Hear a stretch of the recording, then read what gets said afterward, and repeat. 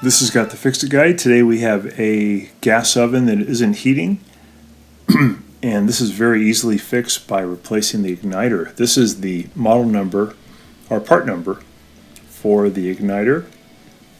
This tends to work with almost all gas dryers, except for GE.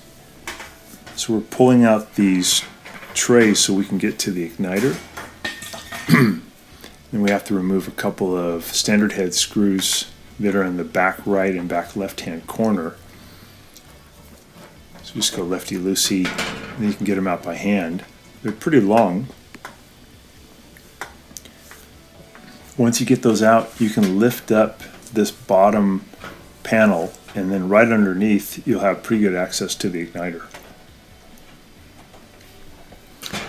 It's good to have your oven unplugged already.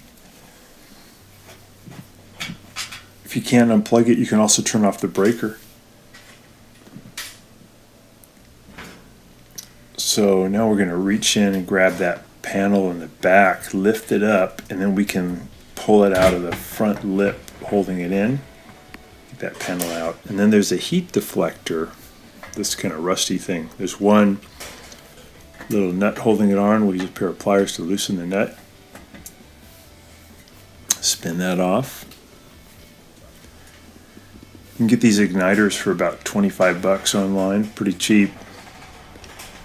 And I'm going to put a little bit of oil on the threads of the old igniter because ovens, things get a bit corroded, and if you don't lubricate them, I have them fairly often break. So always use a little bit of oil on the threads, and then I'll use 1/4 inch driver to spin off these little machine screws that are holding on the old igniter.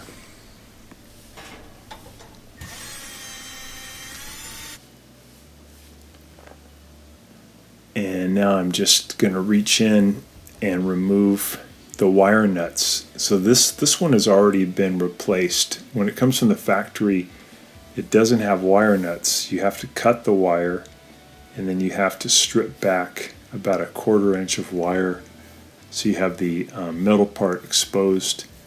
But this one has already ready, so all I had to do is just untwist the wire nuts and expose the wire.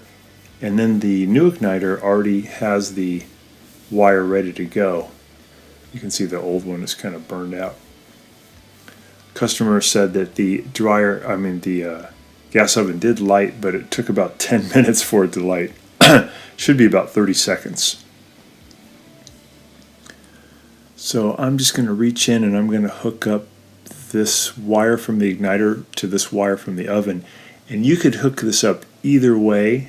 There's no polarity issue, so just as long as you have one wire from the oven hooking to one of the igniter wires, you're good to go.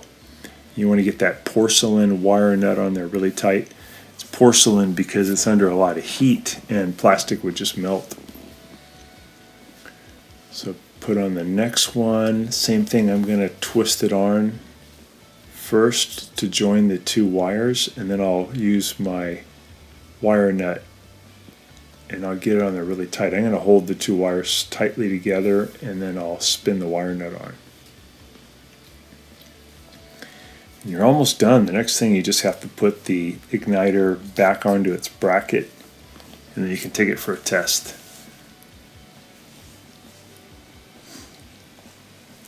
The GE ovens have a very similar igniter, but it's more round, has a round housing and a round type of element.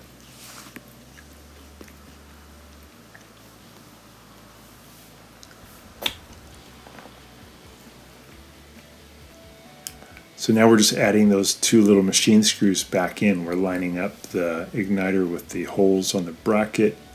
Going to spin them in by hand and then tighten them up.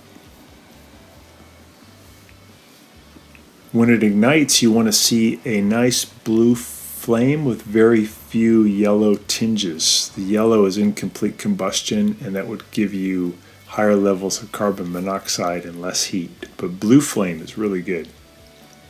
I'm kind of pushing the wires. Got some extra wire. I'm going to push them back through this little hole in the firewall in the back, just to get them out of the way, because a broiler pan would come in contact with these wires, and we don't really want that.